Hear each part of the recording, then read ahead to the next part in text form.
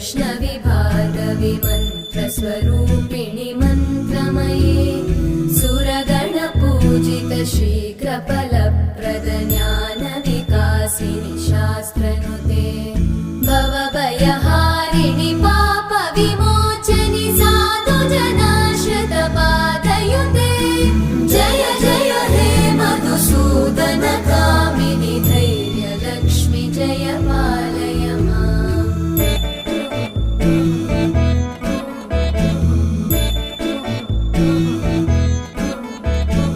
जय जय दुर्गतिनाशिनि कामिनि सर्वफलप्रद शास्त्र